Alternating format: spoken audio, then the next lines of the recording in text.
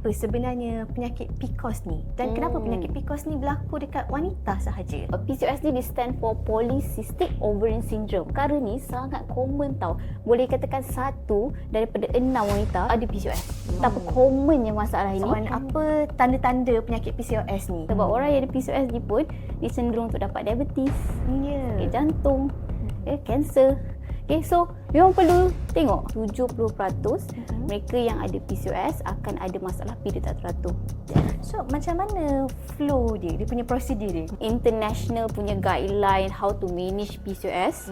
First ialah Assalamualaikum, hai korang. Dr. Wina tengok kebanyakan penonton yang menonton podcast Membawang Show tak subscribe pun kepada YouTube channel Seri Wajah. So, jom kita buat deal. Apa kata alang-alang korang dah tengok podcast Membawang Show, korang subscribe juga dekat YouTube channel Seri Wajah Muslimah Estetik supaya kami boleh membuat video yang lebih bagus dan memberi lebih impact kepada komuniti wanita muslimah. Assalamualaikum, hai semua. Welcome back to Membawang Show. So kali ni bersama host anda, saya Dr. Wina. Dan saya El Farah. Yes, lama dah tak jumpa. Hi. How are you doing, El? I'm doing great. I hope everything went well for you. Hopefully, and you too. Alhamdulillah, thank you. Okay, so untuk episod kali ni, El, kita bawakan seorang guest yang comel, kecil molek tapi dia kecil-kecil cili padi ya. Wow, wow, wow. So, ni adalah guest kita, namanya Puan Syaza. Beliau adalah pakar nutrisi, pakar diet, nutritionist. Dan juga beliau adalah seorang businesswoman. Wow. Dia ada company yang bernama Jom Sehat. ya, Bukan boleh calang-calang ya. bolehlah visit diet klinik kita di Taman Adin Cyberjaya insya-Allah. Jom ramai-ramai. Hari ni kita nak kupas-kupas Dr. Syaza. Ya, Boleh, boleh. banyak kita nak kupas ni. Kupas sampai habis. Dan Puan Syaza ni, dia selalu keluar TV sebenarnya. Wow. Dah selalu keluar TV dan TV3 tu semua makanan dia. Famous dia ni. Memang lah sangat. So, terima kasih sebab sudi datang ke Membawang Show Sama-sama kita. juga. Terima kasih Dr. Wina, terima kasih El sebab sudi juga invite saya speaker untuk hari ni. Okay. Alright, so topik yang kita nak kupas pada hari ini adalah satu penyakit hormon yang bernama PCOS. Yes. Kenapa kita nak kupas topik ni El dan Puan Syaza? Sebab PCOS ni adalah, pada saya lah, ia adalah penyakit yang memberi impact sangat besar terhadap wanita. Sebab ia melibatkan kesuburan dan juga perubahan fizikal wanita. Dua aspek penting, sangat penting dalam kehidupan wanita. Betul. Kan? Jadi, El, mungkin you ada tahu ke sesiapa yang ada PCOS ke? To be honest, ramai juga kenalan yang ada PCOS atau PCOS lah. Kalau orang-orang yang orang awamnya biasanya panggil PCOS lah, kan. So ramai jugalah, and kadang-kadang kita rasa macam sebab I tak ada PCOS, but bila diorang bercerita tu kita rasa macam kesiannya. I don't want that to happen to anyone. So yeah, macam itulah. Betul. Sebenarnya penyakit PCOS ni boleh katakan penyakit agak common among umur reproduktif dan yalah, dalam saya punya pekerja sendiri pun so far dah 5 orang diagnosed with PCOS. So diorang sangat looking forward lah to this episode. Okay, doktor. Just nak tanya, apa maksud reproduktif, umur reproduktif tu? Reproduktif maksudnya umur yang sudah boleh mendapat anak. Maksudnya lepas haid lah. Lepas haid sampai ke menopause lah. Ya, lepas sampai ke menopause. Okay, so kita tak sabar ni. Okay, alright. So Puan Syaza, okay, mungkin kita boleh start dulu lah. Apa sebenarnya penyakit PCOS ni? Dan kenapa penyakit PCOS ni berlaku dekat wanita sahaja? Okey, terima kasih banyak Dr. Wina. Okey, untuk semua orang kata pengetahuan semualah, PCOS ni stand for Polycystic Ovarian Syndrome. Which is kita panggil poly ni maksudnya banyak. Ovarian ni dekat ovary, cystic which is banyak cyst di dalam ovary tu sendiri. Tapi kenapa benda ni jadi? Dan perkara ni sangat common tau. Boleh katakan 1 daripada 6 wanita. Contoh kalau kita ada 6 orang ni, seorang tu ada PCOS. Betapa commonnya masalah ini. Ya, dan nak kata Kalau kebanyakannya lah yang ada masalah kesuburan. Dalam ni ada 1, 2, 3, 4. Okey, 4. Berempat ni tak termasuk Berempat ni.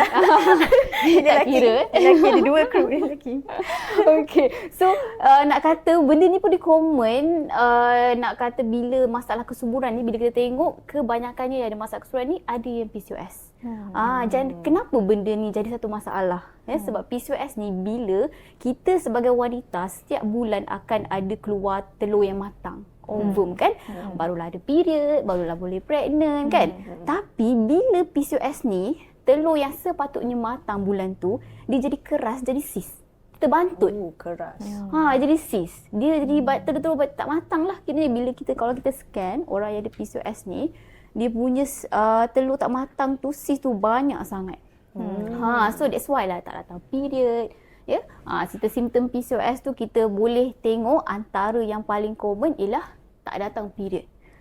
Period dia tak normal. Yang kita panggil bila mana tak normal ni, maksudnya kitaran haid dia kurang daripada 21 hari ataupun lebih 35 hari. Contohlah nak senang faham apa benda kitaran haid tu. Contoh hari ni kita first day period. Kita nak jumpa the next period tu, kebanyakannya PCOS dia terlebih 35 hari. Kiranya 2 bulan sekali baru datang period. 3 bulan sekali baru datang period. So dia susah. Lagi-lagi bila dia nak trying to conceive lah. Sebab commonly ramai yang dia tahu dia ada PCOS bila dia nak conceive. Baru dia tahu yang dia ada PCOS. Kalau tidak tu macam alah, period tak datang, biasa je kot. Tak ada masalah kot. Perkara biasa kan. Perkara biasa lah tu. Kebanyakannya masa kat sekolah lah. Aku tak datang period dah 2 bulan. Kau pun sama. Macam okey je kot. Tak ada apa kot kan. Sebab saya punya pekerja tu pun sebenarnya dia diagnose PCOS bila dia buat check up untuk mengandung. Dia dah gugur. Baru dapat tahu. Macam tadi Puan Syazah sebut tak datang bulan kan? Ya, betul. So boleh jadi ke wanita yang dia dah patutnya umur yang patutnya dia datang bulan tapi dia tak datang bulan? Okey. Adakah kes macam tu? Okey, kita nak kata tak datang masalah PCOS ni bila dia dah pun period lah. Bila pun dia dah akhir balik lah. Okey, selalunya common untuk yang baru akhir balik setahun tak datang period tu common. Kebiasaannya kita nak kata dia tak common kalau dia punya kitaran haid tu 3 bulan sekali. Kalau dia dah 3 tahun ke atas dah period. Kiranya kalau dia start period umur 16, ya, contohnya 3 tahun lepas dia period tu, kan, kira common tahu waktu 3 tahun pertama dia baru dapat period tu untuk period datang, tak datang, tu common normal. Tapi kalau lepas 3 tahun dia still lagi ada masalah ni, boleh jadi dia ada masalah hormon lah. Tak semestinya PCOS sebab ada banyak lagi masalah hormon yang kita patut kita tengok kan. Cuma commonly even lifestyle pun boleh affect. Betul, kan? berat badan berlebihan pun boleh affect juga. So kena tahu dululah, nak confirmkan perlu berjumpa dengan doktor lah untuk confirmkan sama ada you ada PCOS ataupun masalah hormon yang lain. Okey, so tadi macam Puan Syazah sebutlah, kebanyakannya mereka yang tahu mereka ada PCOS ni bila mereka mengandung. Bila nak buat check up kan, baru nak ikhtiar hamil bila kan. Ikhtiar hamil, bila mereka scan kalau nak datang buat check up kan, kenapa datang, kenapa lambat dapat anak. Betul. Okey. So mungkin Puan Syazah boleh elaborate more lah on apa tanda-tanda penyakit PCOS ni. Supaya wanita dekat luar sana aware dengan kalau mereka ada tanda ni untuk mereka segera berjumpa dengan doktor. Betul tu Dr. Wina. Memang kita kena tengok simptom dululah kan. Barulah kita tahu sebab kadang-kadang dia tak kahwin lagi. Tapi dia ada simptom ni. Memang dia patut pergi check juga walaupun dia bukan dalam fasa ikhtiar hamil. Sebab orang yang ada PCOS ni pun dia cenderung untuk dapat diabetes, sakit jantung, kanser. Okay, so memang perlu tengok. Okay, so cara simptom dia yang paling mudah ialah yang paling common lah, nak kata 70% mereka yang ada PCOS akan ada masalah period tak teratur. Okay, itu yang paling common lah. Yang kedua, itu dah memang ramai wanita ada masalah ni. Biasanya mereka ambil ringan lah. Yes, itulah. Yang kedua, bulu berlebihan. Especially facial hair. Kan kita nampak dia ada misai lebih kan, tapi dia perempuan. So itu pun kita rule out mungkin dia ada masalah hormon lelaki yang tinggi lah. Okay. And then yang ketiga, mungkin dia ada masalah berat badan. Kiranya dia dah cuba diet ni, kan struggle nak diet ni, tapi kenapa susah nak turun berat? Sebab dia ada mungkin ada masalah dengan ketidakseimbangan insulin. Okay. Sebab saya cakap PCOS ni satu kaki tu dah melangkah ke arah diabetes dah. Dia ada kebanyakannya, kalau kita tengok bahagian DNA lah, kebanyakannya orang yang ada PCOS ni, dia ada genetic diabetes juga. Okay. Yelah, penyakit hormon kan. Ya, memang betul. tak lari Berkait. lah, diabetes, kolesterol tinggi kan. Betul. So memang somehow dia akan mengganggu kan. Lepas tu ada masalah kulit, masalah rambut gugur. Facial hair banyak tapi isu rambut gugur. Memang kesian sangat. Okay, so kalau you ada lebih 2 hingga 3 simptom-simptom macam ni, you kena pergi jumpa dengan doktor untuk confirmkan diagnosis tu. Macam Puan Syazah cakap tadi kan, naik berat badan, naik jerawat. Saya pun dulu sebenarnya pernah ada one time tu tiba-tiba saya macam naik jerawat, naik berat badan. Macam tak percaya je Dr. Wina ada jerawat. Dah flawless je dia. Lepas tu waktu tu saya macam aku ada PCOS ke ni? Oh, okay. Okay. So itulah macam benda-benda tu kan yang naik berat badan, naik bulu misai, naik jerawat. Sebenarnya semua tu melibatkan perubahan fizikal wanita. Ya, betul. So benda tu memang sangat sensitif sebenarnya untuk wanita. Bila kita naik jerawat, berat badan kan. So pada saya lah, orang yang ada PCOS ni dia bukan saja daripada simptom-simptom PCOS tu, tapi dia daripada segi psikologi mungkin dia akan efek dia punya mental health juga kan. Dia akan rasa down. So daripada pengalaman Puan Syazah sendirilah, macam mana Puan Syazah support daripada segi psychologically, aspek mental health ni kan? Macam saya fokus on ni nutrition part lah.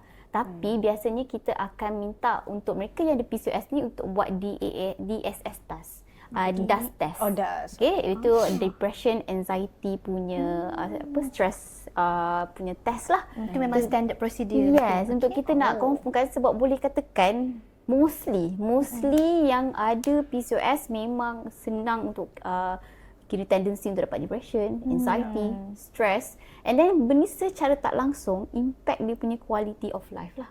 Memang kita ada test QOL, which is quality of life. Kita boleh tengok. Lagi-lagi kalau di tengah TTC. Ada orang PCOS dia tak ikhtiar hamil kan? Ada PCOS yang ikhtiar hamil. Cuba bayangkan dengan pressure environment kiranya orang push dia bila dapat anak. Lepas tu dengan dia yang period tak teratur, hormon dia tak regular. Betapa benda tu effect dia punya daily lifestyle sendiri. Orang yang ada PCOS susah ada masalah nak tidur juga. So dia mengganggu sleep quality. So benda-benda ni lah sebenarnya kita patut, bagi saya, support daripada orang sekeliling dengan partner sangat penting lah untuk mereka yang ada PCOS ni. Setuju. Support terutama daripada suami sendiri kan? Dari partner sendiri. Sebab saya dulu pernah ada juga, sebab ramai juga sebenarnya mereka yang datang konsult dengan saya ni sebenarnya turn out dia ada PCOS. Dan saya memang ingatlah ada satu couple ni, dia datang dengan suami dia selalu bawa dia lah datang. Dia datang, dia banyak kali juga datang berjumpa saya. Tapi saya dapat tengok lama kelamaan appointment tu, lama-lama saya tengok kenapa badan dia macam makin naik, makin chubby, and dia makin banyak bulu, makin banyak misai.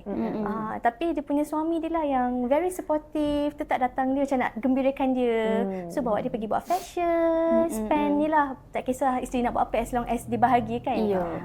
So inilah support daripada orang sekeliling, terutama suami, sangat penting. Saya doakan semua viewers, semua kita dapat pasangan yang supportive macam tu. Amin. Betul. Sangat mainkan peranan. Sebab saya ada pernah berjumpa couples, ramai jugalah sebenarnya. Kita boleh bezakan yang ada supportive partner dengan yang tiada. Okay, dia punya tak ada supportive partner ni sampaikan dia tak tahu sebenarnya kahwin lain. Sampaikan sebab dia tak dapat anak kan. So kahwin lain dengan dia depressionnya dengan tu lagi. Sampai itulah ada banyak sangat kisah kalau nak cerita, tapi ada juga yang memang really supportive. Cakap you nak apa? Kalau Puan Syazah nak cerita salah satu boleh untuk kita nak sama-sama jadikan pengajaran, terutamanya mungkin untuk para suami. Ni untuk para suami untuk lebih menjaga pasangan anda. Itulah saya tahu untuk suami pun dia ada struggle dia juga. Betul. Sebab dia tak dalam in that situation kan. Yeah. So dia pun macam macam try and error, I guess. Dia macam, macam dia betul tak ni? Ke takut cakap macam ni? Wah, dia terasa. Dia pun macam, faham tak? Dia pun tak tahu mana satu dia kena bercakap ni kan. Put the right word. Sangat relatable. Dia pun sebenarnya, kita tak pernah kata salahkan suami ke tak. Diorang pun struggle juga tau. Diorang nak tolong tapi diorang tak tahu macam mana. Betul. So that's why lah sangat penting kalau even dalam proses TTC, proses nak berjumpa dengan nutritionist, proses nak jumpa dengan gynecologist, dengan psychiatrist, perlu ada bersama. Partner kena ada untuk you tahu apa yang you patut buat untuk tolong isteri you lah. Dan sebagai isteri pun kita cubalah kan, walaupun kita pun memang keadaan yang orang kata very vulnerable state, kita memang Sangat serabut. sangat serabut, tapi kita kena cuba juga untuk memahami suami kita sebenarnya try their best actually untuk faham situasi kita sebenarnya. Okay, tapi macam saya katalah berbalik kepada rezeki juga kan. Ada memang dapat partner really supportive kan. Kalau yang tak dapat tu memang kita tak nak berjumpa dengan pakar dan mengadu pada yang Esa lah bagi saya, the one and only. Tu je caranya. Tapi please cari you punya support group. Betul. Jangan pernah seorang-seorang. Maybe kawan ke, Ya, kawan-kawan PCOS kan. Yes, betul. That's why dalam even nak kata dalam nutrition punya orang kata flow untuk betulkan pemakanan dia pun kita ada personal and support group. Sebab support memang penting. Sebab dia akan biasanya orang yang tengah TTC, especially orang yang masalah hormon, dia akan rasa seorang-seorang. Dia akan rasa lonely, dia rasa macam tak ada orang faham dia. Kita je macam ni. So that's why you need support group sebenarnya. Ramai lagi sama masalah macam ni. So you boleh share you punya experience semua. Kan macam Mila Puan Syazah cakap tadi, 1 daripada 6 orang sebenarnya mengidap PCOS ni. Kadang-kadang dia salahkan diri sendiri tau. Dia macam dia ingat dia ni yang pemalas. Saya macam aku pemalas sangat ni lah. Macam tu dia macam marah diri sendiri tau. Tapi sebenarnya dia masalah hormon dia tu.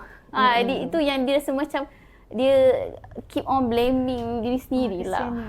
Itu macam rupanya bila kita guide even pemakanan pun, yes, satu lose weight. Dan yang kedua, nutrien apa yang boleh support dia punya especially on mental health, especially untuk support dia punya hormon, bagi insulin dia stabil, bagi hormon dia stabil, barulah dia punya mood pun stabil lah. Kan. Itu orang penting. PCOS ni selalu ada bad mood. Yes. Even ni lah dia kena ambil ubat pun, situ ubat kan boleh naikkan bad mood. Yelah, kalau kita kan PMS bila nak period je. Orang yang PCOS ni sepanjang masa dia dia ada ada PMS. PMS. Ada PMS sebenarnya. Sebab tu benda-benda macam ni sebenarnya awareness dia sangat penting. Sebab untuk orang-orang lain juga, supaya kita lebih berhati-hati bila kita nak berkata-kata. Kita tak tahu mungkin kata-kata tu mungkin akan menyinggung perasaan orang lain kan. Jadi macam Puan Syazah cakap tadi, bila pesakit PCOS ni ataupun pejuang PCOS ni lah, dia kena berjumpa nutritionist, kena berjumpa gynecologist, kena berjumpa psychiatrist. So macam mana flow dia punya prosedur dia kalau once dia ada PCOS? Ada step by step langkah-langkah dia untuk orang layman kan. Ya, betul-betul. Okay, kalau ikutkan orang kata international punya guideline how to manage PCOS, first ialah yang katakan saya ambil majority kan, sebab PCOS ni ada 4 phenotype ataupun 4 jenis. Tapi 70% ada phenotype A, which is overweight, obese, masalah insulin dengan masalah hormon lelaki yang tinggi. Dan bila scan memang nampak telur berantai lah. Okay, mostly ada masalah ni. Ini yang paling common. Yang paling common. Okay, ada yang lean PCOS, which is dia tak overweight pun, berat normal. Ada yang underweight kan, tapi dia minor lah, case minor. Dia mostly ada overweight dengan obesity. So kalau untuk management phenotype A ni, memang nak tak nak turun berat badan. Berat badan Nombor dulu. 1. Dia kena target turun berat badan dulu. Yes, target turun berat. Tapi macam saya kata tadi, orang yang ada PCOS dia memang ada struggle nak turun berat badan. Dia ada masalah craving. Dia sebabkan hormon insulin dia tu, dia mengganggu hormon ghrelin and leptin. Maksudnya hormon lapar dengan hormon kenyang. So dia memang rasa macam, lagi especially on carbohydrate lah. Okay, so that's why orang karbohidrat, especially on karbohidrat. Dia nak makan nasi, nak makan manis-manis. Yes, sebab kan insulin orang yang ada PCOS ni terlampau banyak dalam darah. Hyperinsulinemia lah kita panggil. Yang ni lah yang menyebabkan dia rasa macam craving je. Kejap rasa macam makan dessert lah, makan aiskrim lah, apa boleh anything yang sejuk kan. Lagi kalau dia depend dengan benda yang stress kan. Dia orang kata berdepan dengan depression semua tu. Anxiety attack kan, contoh kan. Oh, I need something, comfort food. Oh, do you mean diorang makan based on emotion? Yes, betul. Yes. Hari ni sedih Betul. kan. Lagi satu I saw on TikTok kan, dia cakap apa ni, even lepas makan pun dia nak makan lagi. Yeah. Lepas makan main meal kan, nak makan lagi tu. Problem with hormone lah. Disebabkan penyakit dia dah ada craving tu. Lepas tu dia nak tambah lagi rasa stres. Benda tu Sedih kan? Kesian sebab tu lah. betapa struggle-nya dia. Selalunya orang yang PCOS ni, dia rasa okay lah, I turun berat. I cubalah calorie deficit. Kurangkan kalori. Simple as calorie deficit lah kan. Bukan tak boleh, tapi dia struggle lah. Sangat Memang susah struggle. lah. Okay. Sebab that's why bila berjumpa nutritionist Itulah akan hadirnya. gitu. Pakar diet. The hero. That's why lah kita cuba orang kata manage dia punya bukan setakat pemakanan sebab dia sync together tau. Sleep, stress, pemakanan. So kita kena manage tiga-tiga ni. Orang kata holistically macam tu lah. Kena Seiring. Yes, selari seiring seiring lah, sejalan lah gitu. Okay. So kita kena Lawak doktor ni. so kita kena lah pastikan contohlah saya suka makan nasi. Tapi kita bagi di Google banyak sangat. Soalnya Google kan banyak western diet kan. Contoh. So boleh jadi 2 minggu, sebulan. Lepas tu balik semula. Betul. Kita panggil yo-yo diet dah kejap. Ya, diet. Sebab dia tak kena dengan dia punya lifestyle kan. So that's why bila nutritionist or dietitian yang suggest kan, kita akan tengok, okay, you suka apa? Western kan, apa contoh? So contohnya kalau dia selama ni makan roti canai pagi-pagi. Okay. Tiba-tiba kita suruh makan oat. Memang taklah. Agak-agak berjaya lah. Okay, bye doktor. Dia berjaya mungkin tengah semangat tu kan. Betul lah, memang akan berjaya tapi dia tak boleh jadi a sustainable diet. Dia tak boleh konsisten. Konsisten. So end up nanti lagi makan lagi ni. After habis revenge. double tau. Nanti Ya berrevenge. betul. Dia macam lantar lah kan. Kan. You tengok berat, dah lah tu demotivated, tengok berat pun tak turun sangat. Okay. Sebab bila untuk PCOS ni kita tengok lifestyle dia. And then satu lagi jenis karbohidrat. Okay, sebab PCOS ni ada masalah insulin. So karbohidrat ni sangat memainkan peranan. Okay, which is kita ada 2 jenis karbohidrat. Karbohidrat ringkas, karbohidrat kompleks. Okay, untuk orang ada PCOS, kita kena fokus kepada karbohidrat kompleks yang dia punya nilai glycemic index tu rendah. Dah pening lah. Tahu faham ke? Saya cuba faham.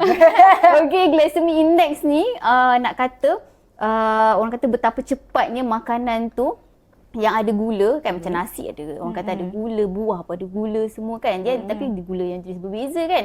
Cuma betapa lambat atau cepat dia masuk dalam darah. Itu yang kita tentukan melalui glycemic index value.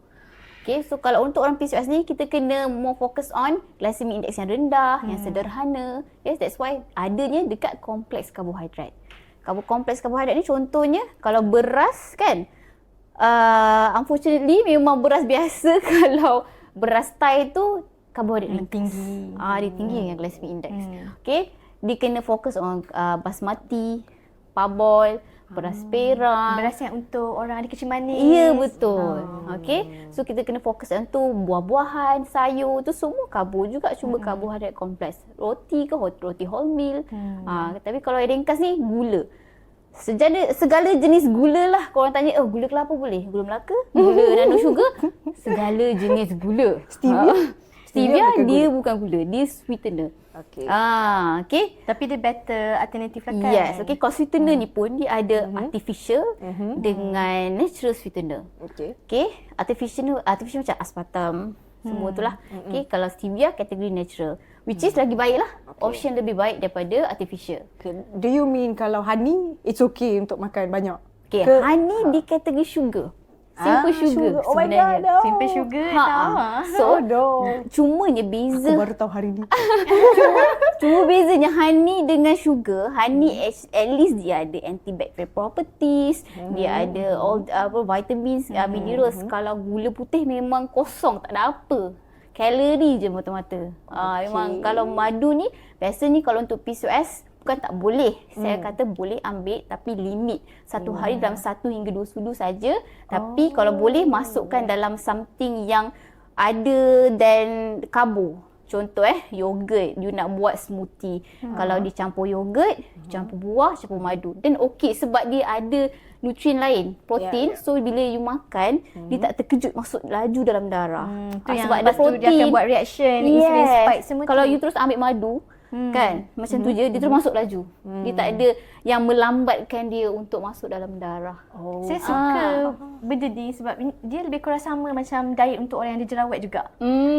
So basically acne diet, dia punya trend makanan dia sama macam diet untuk orang ada PCOS jugalah. Anti-inflammatory kan. Anti-inflammatory, kita nak rendahkan hormon androgen tu, hormon lelaki tu. Betul. Okay, so kalau kita dengar nak rawatan untuk PCOS ni ialah diet kan dengan rawatan mentalnya. Masih lagi-lagi yang sedang nak mengandung kan, nak jumpa gynae lagi.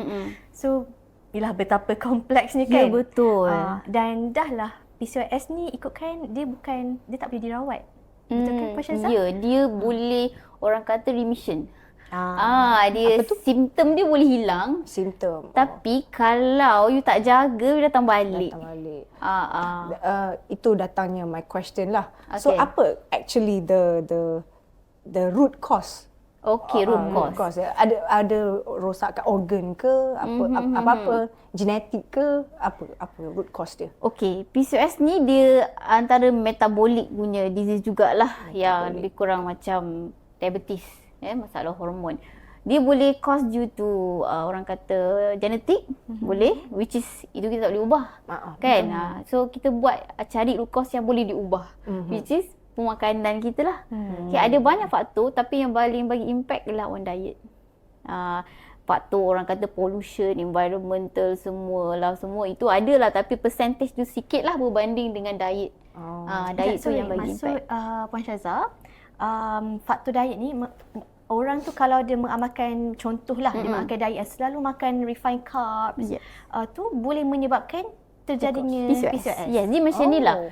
Bila you ada genetik tu, itu dia lagi senang. Dia kita dah turn on lah. Ya, betul tu. Pandai. Jadi macam kita punya lifestyle tu yang menentukan kita nak on off tak button tu. Kan? So that's why lah kalau benda yang orang kata kita boleh prevent ialah melalui lifestyle kita lah. Kita dah tahu, contoh paling senang kalau ada keluarga, ada kencing manis, so you kena memang start untuk jagalah.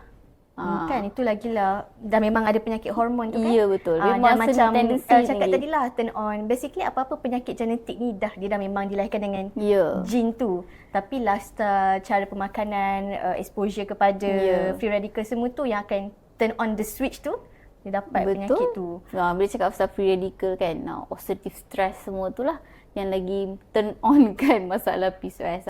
Dr. Wina boleh share pasal oxidative stress. Itu biasa share tu kalau nak kulit sihat kan. Kena ambil antioksidan. Which is banyak benda lah pasal antioksidan ni, vitamin D, antioksidan, vitamin C pun antioksidan. Macam mana ni kan?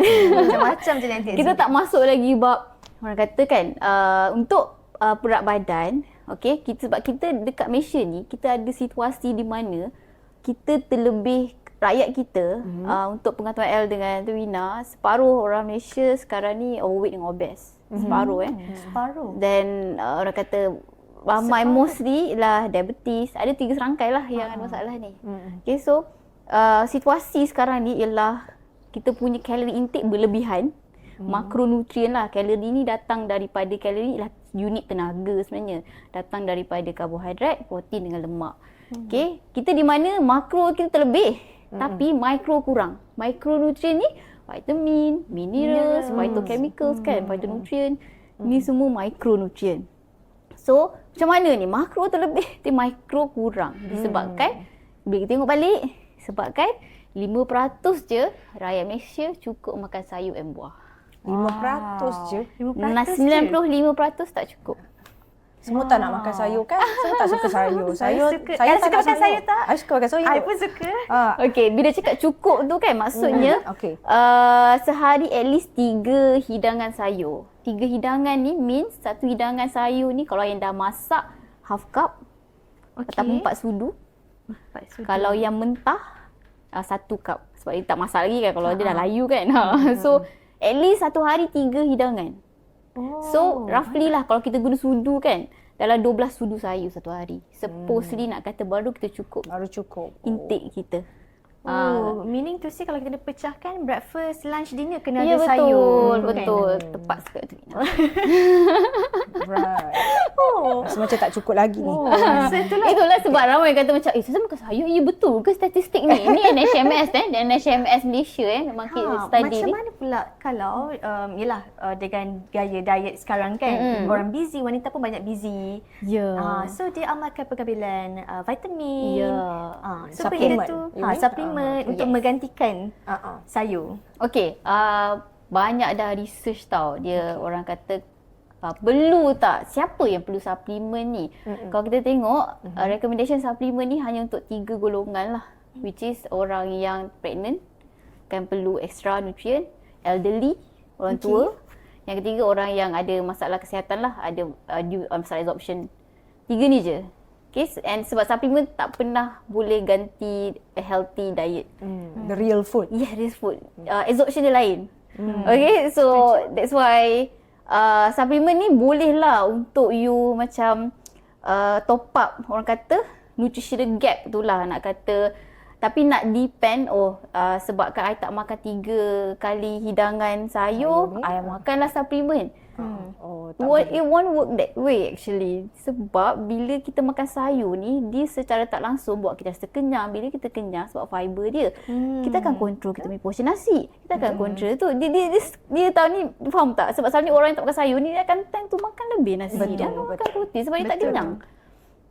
Itu yang sebab itulah bukan it's more than only micronutrient actually. It is a way untuk kawal makronutrient juga. Meaning to say there's nothing wrong dengan nak ambil suplemen. Cuma kita boleh. nak buang mindset. Janganlah orang beranggapan tak perlu makan sayur sebab dah ada suplemen kan. Betul. Sebab suplemen ni saya katalah tak semua absorb. Cuma ada few suplemen yang memang absorption ni lagi better pada makanan, which is folic acid. Folic acid. Faham? Folic acid lah, banyak-banyak jumpa suplemen, folic acid yang paling berkesan lah. Sebab nak kata kalau daripada suplemen, kalau you ambil dalam perut kosong, absorption rate dia 90%. Instead of makanan, dalam 40% saja. I see. Folic acid. Yang lain sebenarnya, makanan lah. Absorption rate dia lagi better. Macam selalunya, orang yang ada PCOS ni, kebanyakannya ada masalah dengan vitamin D. Vitamin D tu matahari lah, vitamin matahari. Surprisingly lah sebenarnya orang Malaysia walaupun kita negara panas kebanyakan orang Malaysia kurang vitamin D. Kita Dan takut. orang salahkan sunscreen pula tu. Kata sebab Okey. mendapatkan sunscreen tak dapat vitamin D. Macam I lah dah pakai sunscreen, I pakai payung lagi. Puteri lilin habis. Memang takut lah. Itu Test vitamin D sekarang. sebab betul bila kita suruh orang yang PCOS and tengah TTC, kita suruh dia check vitamin D. 100% lah so far yang kita tengok memang ada insufficiency or deficiency vitamin D. Saya ambil 2000. Okey. Okey, comparison macam sama jugalah kalau sunlight tu kalau daripada matahari 80% kita boleh absorb. Jadi kalau daripada suplemen atau makanan 20-30% je, up to that percent je lah. So that's why lah, dua-dua lah. Contohlah kalau saya tengok certain case lah usually kalau PCOS memang recommended, saya selalu advise dalam 1000 to 4000 IU. Daripada suplemen. Sebab macam kita katalah kalau suplemen absorption rate tak banyak kan. So kena juga biasakan keluar. At least 15 minit. Okay, keluar waktu bila tu? That is very crucial. Okay. Kalau nak paling banyak vitamin D, memang tengah hari lah panas-panas.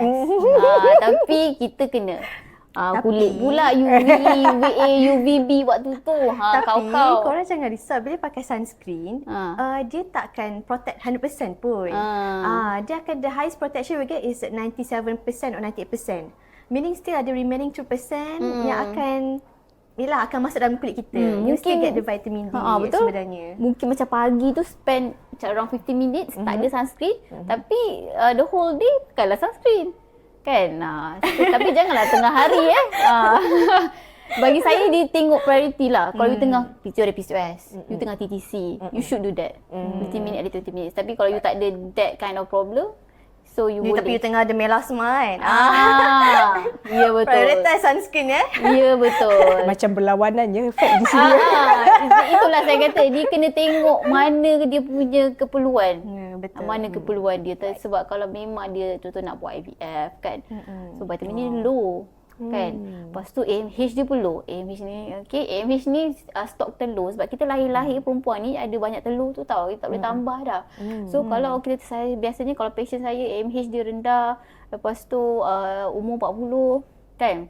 Nak cepat ni, dia nak buat IVF ni. Tapi telur dia dah tinggal sikit ni. Sebab setiap bulan telur memang akan makin kurang kualiti. Tapi so kita tak ada masa.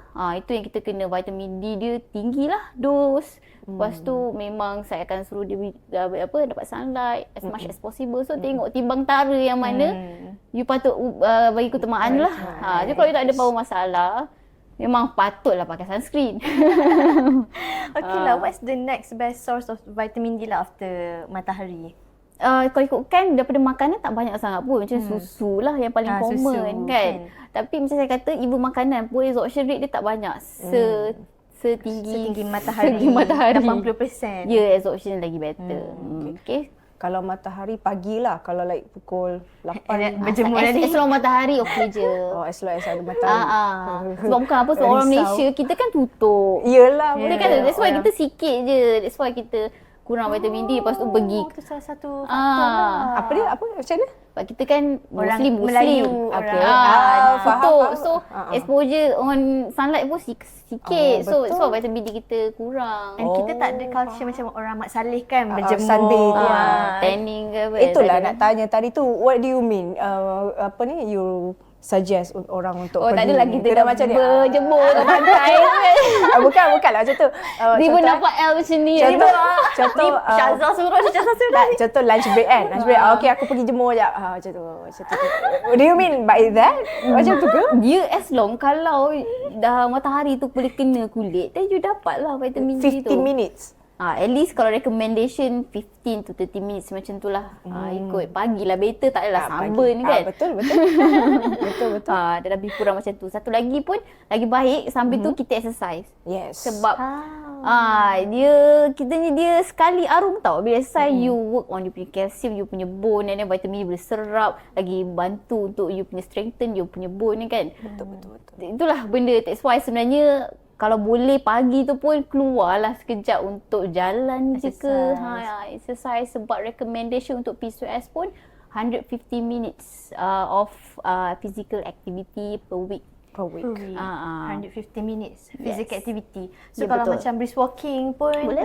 dah consider ni lah kan. Ya, included betul. Lah kan.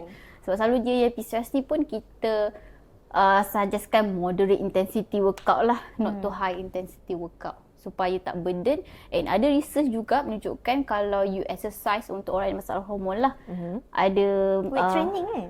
Weight training, yes. Weight training bagus untuk hormon. Sebab thank you, sebab kalau weight training you boleh increase you punya muscle mass, you punya GC otot tau. Okay. So in that way you punya gula lebih stabil.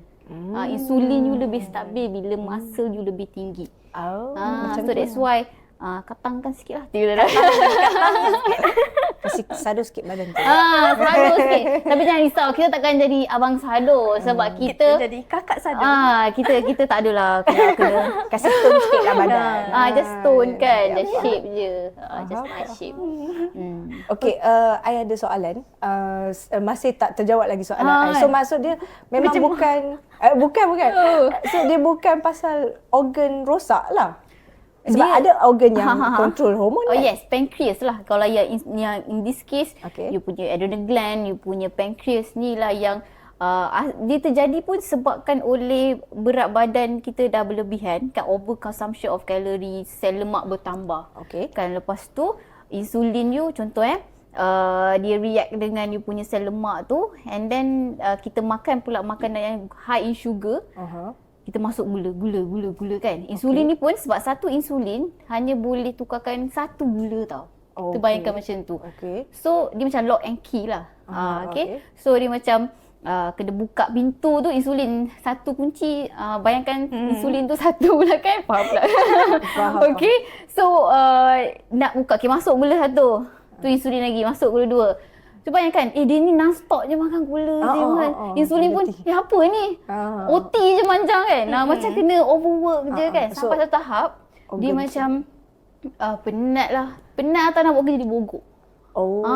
Dia mogok tau. Lepas tu otak ada pun perasaan juga insulin. ya, kita nak bagi senang lah, bagi senang faham kan. So otak pun fikir, pasal gula dalam darah tinggi ni kan. Dia ni lah dia ni tak cukup insulin kot. Brain pun hantar signal pada pankreas, buat lagi insulin.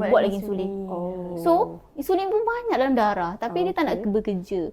Sampai satu tahap itu yang berjadi diabetes tu. Kan insulin dia tak sensitif lah, ni kita panggil insulin Diabetes type insensitivity. 2 kan? Yes, insulin resistant. Ni mana dia resist tu buat kerja. Dia tak nak buat kerja. Macam tu mogok. Itu sebenarnya nak senang faham kan. So that's why lah kita kadang kalau ini yang kira dah sampai diabetik lah. Sampai orang yang diabetes tu kita tengok dia kurus kan. Sebab gula darah tinggi, dia punya sel, punya organ tak dapat gula. Macam mana gula ni? Kan kita dah penat ni. Lepas tu badan pun ambil lemak, ambil lah masa buat jadi tenaga. Tapi dalam darah tinggi gula. Itulah bila kita tengok orang kecil manis, kadang-kadang tiba-tiba berat dia susut mendadak. Sebab dia tak dapat gula. Gula tinggi dalam darah, dia stuck dalam darah. Tapi tak sampai ke sel. Tak sampai ke sel. Itulah dia punya picture tu lah. Menarik. Berapa banyak yang Puan Syaza jumpa pesakit PCOS yang senang lepas tu lama dia dah dapat diabetes? Okey, kita ada few yang memang dah diabetes dah. Kiranya ada yang pre-diabetes. Ini sekitar umur berapa biasanya? Okey, kalau ikut research by umur 40, separuh orang ada PCOS, kalau dia tak kontrol, dapat diabetes. Mula daripada umur 40? Ya. Okey. So simptom tu nak kata pre-diabetic tu 30-an lah. Dah boleh nampak dah. Kebanyakan dia tak tahu dia ada diabetes sebab mostly even orang Malaysia pun 70% yang ada diabetes yang undiagnosed. Selama ni dia tak tahu dia diabetes. Sebenarnya dia diabetes. Sampailah complication tu dah nampak. Kan, mulalah macam berat badan turun mendadak, tiba-tiba macam hyperinsulinemia jadi dalam fasa dia dah luka susah sembuh, lepas tu mata dah tak nampak ke kan. Itu baru tahu sebenarnya diabetes sebab apa? Dia tak pernah buat medical check up. Ya, saringan medical check up, Tak pernah buat penting. saringan kesihatan. So that's why saya nasihatkan, especially kalau umur dah 25 tahun ke atas, 30 tahun lagi lah, setahun sekali at least buatlah pemeriksaan kesihatan yang simple as diabetes, uric acid, BP kan. Itu tahu, at least tahu. Orang kata kolesterol level kan, at least kita tahu, dan kita take action cepat. Sebab kalau dah sampai tahap makan ubat tu dah susah lah. Betul. Kan? Itu yang penting sebenarnya, kena selalu jaga diri. Kan kita rasa sedap je makan. Lagi-lagi kebanyakan yang orang diagnos PCOS macam pekerja saya sendiri, yalah mereka ni muda lagi. So bila umur muda ni nak jaga makanan tu bukan satu benda yang senang lah. Macam orang muda lagi, time ni lah nak makan macam-macam kan. Itulah yang kita kena ubah mindset tu lah. Yang muda boleh macam nanti tak apalah sebab kita dah menormalisasikan penyakit tiga serangkai ni. Macam biasalah tu, dah umur ni penyakit tiga serangkai, sedangkan benda tu boleh elak. Betul. Orang yang ada masalah ni je yang cakap saya pun, Syazah, kalau saya boleh patah balik, ini especially dah cucuk insulin. Kalau saya ada, orang kata saya boleh patah balik masa saya nak jaga makan, saya tak nak ada cuci insulin tu. Macam tu. Wah, benda tu sangat mengganggu dia punya quality of life lah. Yes, betul. Bayangkan kalau sampai tahap dialisis semua tu. Kita dah sampai ke mana daripada PCOS lain dah. Okay, so sebelum kita nak sambung lagi, ada beberapa lagi yang benda kita nak kupas. Kita nak take a break dulu. Okay. Alright. Hai, buat semua penonton rancangan podcast Membawang Show, ada special announcement untuk korang. Okay, seri wajah nak bagi percuma seri wajah facial untuk korang yang tak pernah datang seri wajah. So korang boleh kunjung ke mana-mana seri wajah berdekatan dengan rumah anda untuk klik percuma seri wajah facial. Okay, hai, kita kembali ke dalam Membawang Show. So, sebelum kita nak mulalah, kita nak tanya satu teka-teki lah. Teka-teki. Teka-teki. Ada hadiah tak? Tengok dia boleh jawab ke tak? Okay, so bila kacang balik rumah kan, dia balik... Dia dah gelap. Dia gelap ni. Dia gelap macam nak tahu ni. Bila kacang balik rumah dari kerja, apa kacang tu cakap? I'm home. Itu bukan cakap kacang ni cakap, semua cakap macam tu. Assalamualaikum.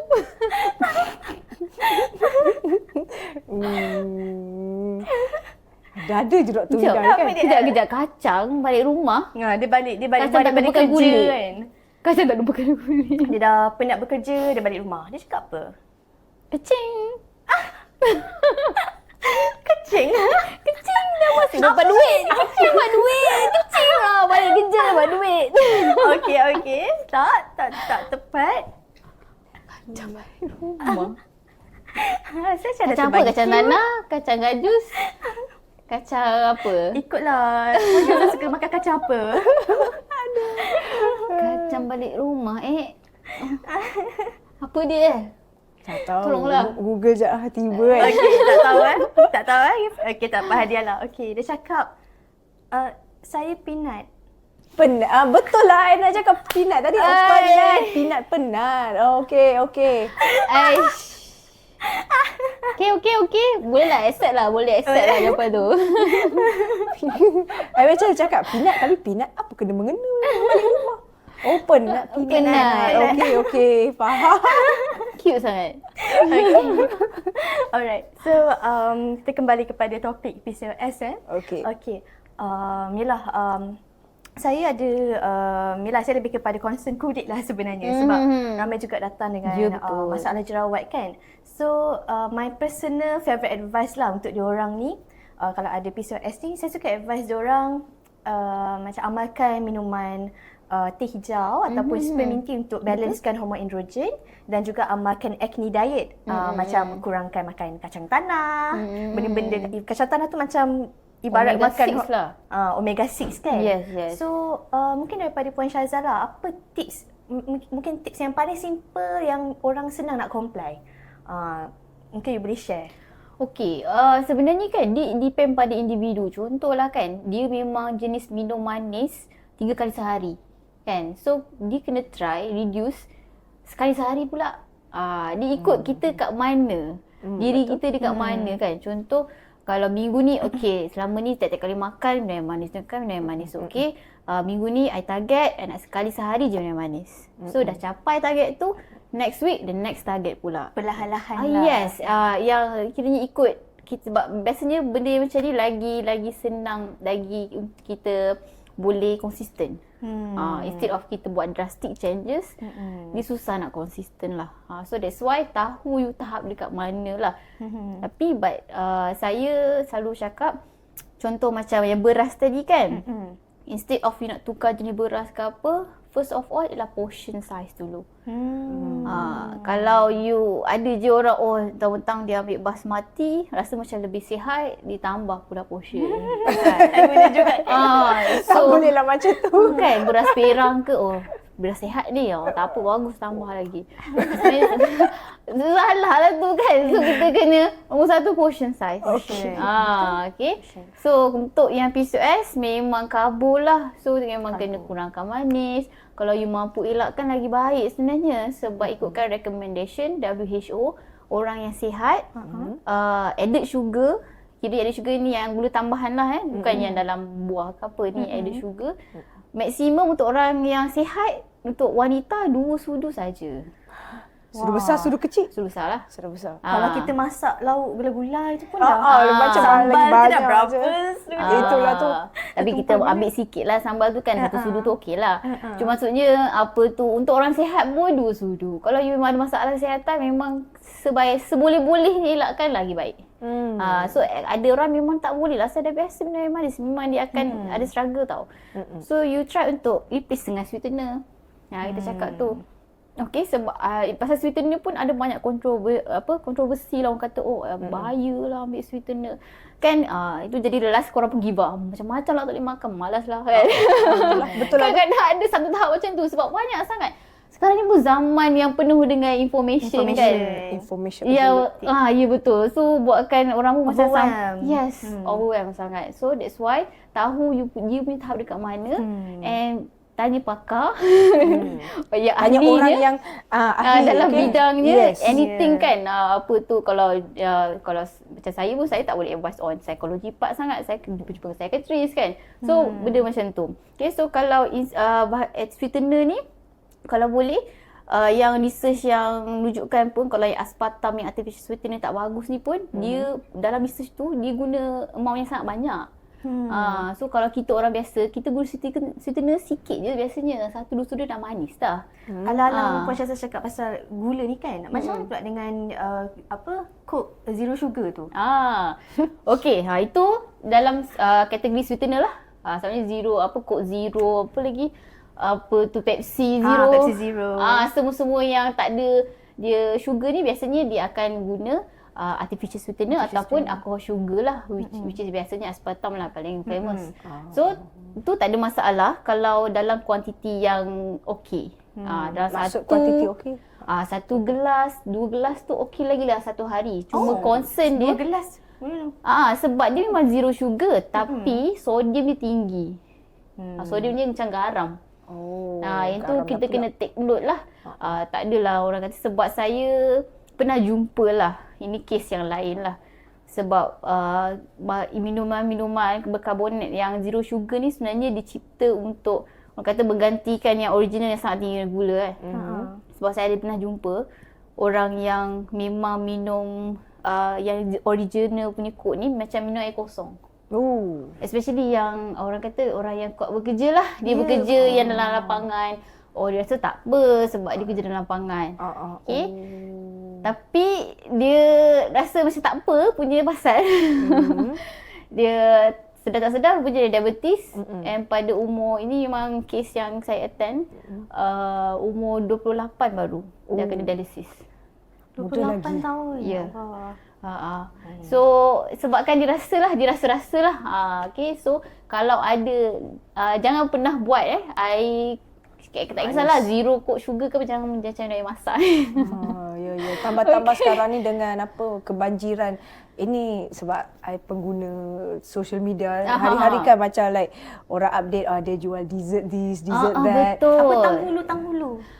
Hulu lah. Betul. Macam-macam lah. Macam like tak ada ke orang jual healthy food ke apa, you know, as snacks, you know, like macam kalau I tengok all these aku memang dah lah sweet tooth tau. Yes. Nak melawan dia tu macam susah betul lah.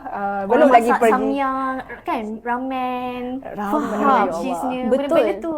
Belum lagi pergi mall minum this boba tea, this dan semua tu lah. Sekarang orang innovate makanan dah jadi makin macam makin tinggi gula, makin memudaratkan. Memang betul. Bila kita that's why bila kita selalu bila consult, kita akan try untuk tengok apa yang dia selalu tengok, benda yang mempengaruhi, apa yang kita kena tahu trigger dia untuk makan certain food. Selalunya kita panggil dalam sesi konsultasi, kita akan cuba review balik makanan-makanan apa dia biasa ambil, and then kita akan try to find out. Buat food diary ya? Yes, betul, food diary. Okay, apa yang trigger untuk dia makan makanan ni? Ada orang sebab saya memang balik kerja lalu bakery. Memang bau roti boy tu. Tak ada brand. Besar punya dugaan tu. Saya lalu ada bakery, bau roti sedap, tak boleh. Okey. Ada tak cara jalan lain? Lepas tu kita ada. Okey, cuba jalan lain. Sebab kita cuba minimize benda yang orang kata yang environment factor yang boleh. Ada orang pills factor, dia punya rakan sekerja yang kata tahu je diet. Alah, kau hari ni je cheat kan. Ya, betul. Janganlah jadi kawan yang jahat. Jadi kawan yang supportive sikit. So kita kena tahu trigger factor dia dalam ni pun dalam nutrition consultation lah. So that's why in that way kita tahu apa yang macam mana kita nak cuba atasi lah. Betul. Just nak share lah kalau macam I lah, okay, cara I control pula, memang tak ada jajan, tak ada segala mak nenek tu semua dekat rumah. Betul. Sebab I kalau nampak dia akan sangat susah untuk Betul. untuk resist. Jangan beli might terus. jangan beli terus. Lepas tu satu lagi. Kalau I pergi mall kan, memang banyak lah kan. Yeah. This dessert, that dessert, this boba, this that. I cakap kalau I dapat, I tak nak. I cakap kuat-kuat. Dia dah macam apa ni, pahal Minah ni kan. Tapi my husband tahulah. Ya, tak nak. Jom. I bawa pergi tempat lain. Bagusnya. Itu kalau I lah. Kalau I nampak macam apa ni, churros, sedap je. Tak nak. I cakap kuat-kuat. Itu cara I lah. Saja share. So dia bergantung pada individu jugalah macam saya katakan. Tapi betul food availability tu memang sangat mempengaruhi. That's why jangan beli, jangan ada kat rumah. Bila ada memang takkan nak tengok je. Siapa nak makan ni? Makan kan. Ni paling senang, paling biasa orang akan cakap nanti ini je last beli. Aku kena habiskan. Nanti next nak diet kan, kita makan je puas. Kena habiskan. Lepas tu nanti beli lagi. Betul. And that's why lah ada satu tips juga cara untuk kita shopping groceries tau. Jangan kita shopping groceries waktu tengah lapar. You akan tend to beli ikut nafsu. Betul. Kalau waktu tengah kenyang, you tengok apa pun tak selera. Nak tengok iklan makanan pun tak selera. Even orang kata position supermarket tu sebenarnya dia pun dah Dia tahu. pandai kan? Dia memang dah study. So Jaya diorang especially. akan letak Saman ni kena saman. Dia dah tahu dah susunan dia. tak sebut brand kat sini.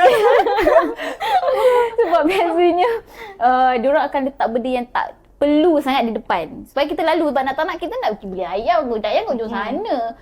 So kita akan lalu supaya yang kita nampak rasa tak perlu tapi dah nampak kan ambil lah. Macam tak ada ambil lah. Macam tu. That's why sangat juga penting untuk buat list jugalah supaya kita di jalan yang benar. Jalan yang benar. Anasir Jangan bawah tu. tersimpang. Jangan menyimpang ke sini. That's why lah bila kita kenyang tu tak adalah orang kata buat orang kata membeli tu Unnecessary. yes. Faham. Itulah, so lihat betapa struggle Yelah, bukan untuk pejuang PCOS je, untuk kita lah secara general. Ya. Sebab nikmat kesihatan ni pasti nikmat yang paling berharga lah. Betul. Dan kalau once dia dah, yelah, dia nak merawat, nak dapat balik nikmat sihat tu mahal kan. Okay. Betul. So jadi yelah, impact PCOS ni yelah amat besar lah. Bukan untuk wanita saja lah, untuk dia punya spouse juga kan. Betul. Orang keliling dia Orang pun. keliling juga. Okay, jadi semoga yelah kita ramai-ramai ambil cakna macam penyakit macam ni. Sebab PCOS ni penyakit yang paling common kan Kalau untuk reproductive age. yes betul. Kan? Untuk reproductive age saya katalah 1/6 lah yang 1/6 ada sangat common. masalah akan ada masalah PCOS. Okay, so mungkin daripada Puan Syaza nak beri sedikit nasihat kepada pejuang PCOS ataupun kepada mereka punya partner. First of all, kena bagi saya kena ambil tindakan. Jangan biarkan saja walaupun you tak TTC ke atau walaupun nak pregnant ke tak pregnant, you kena ambil tindakan, jaga pemakanan. And then jangan rasa macam down. Especially sebab ramai yang kata saya ada PCOS, tak ada harapan nak pregnant dan sebagainya. Banyak je saya punya patient yang berjaya pregnant dengan PCOS. Ingat, you guys ada banyak telur, cuma telur je tak matang. So kita nak matangkan telur tu dengan stabilkan hormon. Okay, bila hormon you dah stabil, sebab kalau ikutkan you dapat turun berat dah 2 hingga 5%, dah start dah nampak significant changes. Kalau you dapat reduce more kan, around 10 to 15%, you punya orang kata pregnancy rates pun akan makin tinggi. Okay, so jangan putus harapan. Cari pakar sakit puan dan nutritionist untuk membantu you punya journey. Okay, insyaAllah can do this. Ya, insyaAllah. Okay, terima kasih banyak-banyak Puan Syaza sebab sudi datang hari ni memberi info yang sangat banyak. Ya, sangat banyak. Sangat mind opening. InsyaAllah. Nanti boleh lagi tiba. InsyaAllah nanti. Jangan bagi peluang, saya memang boleh cakap banyak topik nutrition ni daripada kecil. Dah biasa keluar TV. Daripada baby sebenarnya banyak benda kita boleh cover sebenarnya lah. Okay, so untuk wanita semua, kalau korang buat pengetahuan korang, Puan Syaza dia memang ada buat aktiviti kan untuk boleh join live saya, boleh follow dululah. Follow saya punya social media, saya Syaza Nutritionist.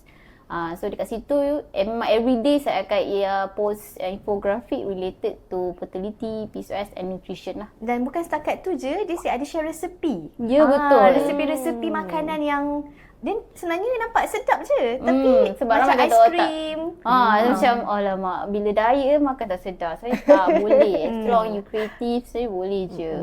Okay, so kepada penonton semua, kalau anda ada apa-apa soalan, boleh tinggalkan komen dekat bawah. Okay, dan juga kalau anda ada apa-apa concern berkenaan PCOS, macam Puan Sajah cakap tadi, boleh berkunjung kepada laman Sokmed beliau lah. Dan kalau mungkin ada di antara anda pengidap PCOS yang ada masalah kulit, pun boleh berkunjung untuk mendapat konsultasi daripada pakar esthetician di Seri Wajah.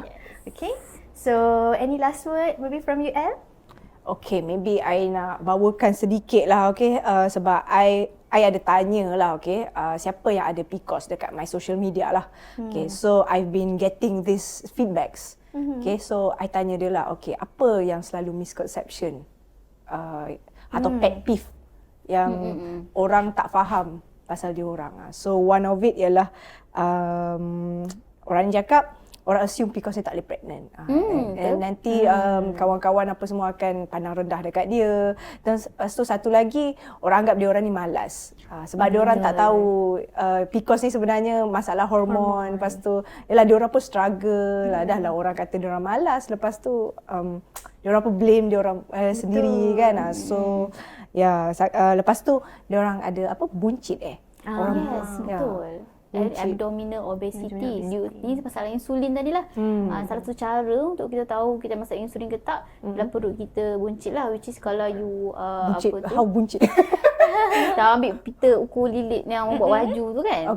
Kita ukur kulit dekat perut kita, selalunya yang part yang paling besar lah. Okay, kalau lebih 80 cm, you ada masalah lah. Macam lebih dari 80 cm. 80 cm. Untuk lelaki 90 cm.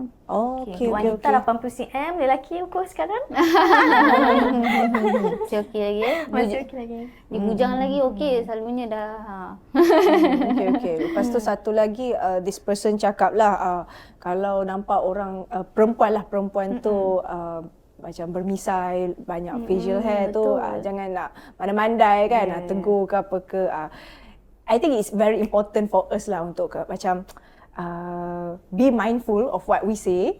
Kalau macam kita curious sangat pun, cuba tanya secara baik lah kan. Kalau ada masalah apa-apa ke kan. Tapi kalau macam sometimes dia orang tak nak share kot, is it? Kadang-kadang dia bukan apa, kadang kita rasa macam kita nak tolong, that's why kita bagi suggestion kan. Tapi kadang diorang tak nak suggestion. Tak nak, betul. Diorang dah banyak sangat suggestion diorang. And orang ni, so diorang kadang that's why salah satu benda dia malah jumpa orang. Dia nak elakkan crowd. Selalu orang misunderstand diorang. So diorang pun tak nak tak nak pun bergaul. That's why tu pun banyaklah benda yang that's why kalau memang the person itself yang start to share, then okay. Kalau orang kata kalau dia memang ask for your opinion, then baru go for it lah. Kalau dia just kadang nak share je, kadang dia nak orang mendengar dia je. Yes, betul. So kita sebagai orang awam ni kan, bukan ahlinya, kita tak usahlah bagi suggestion yang kita boleh bagi suggestion, cakap dia, apa kata kau pergi jumpa nutritionist, pergi jumpa psychologist, macam tu. Kita bagi dia support yang sepatutnya. Kita dengar masalah dia, jangan cuba kau buat ni. Dia pun dah penat dah. Better bawa dia pergi jumpa orang yang sebetulnya lah. Macam tu, okay? Kalau ada kawan-kawan yang you rasa macam, kenapa dia banyak misai ni? Tak malu ke kan? Jangan tegur dia, okay? I mean, jangan tegur that part. She must be very sensitive about it, kan? Dia pun self-conscious.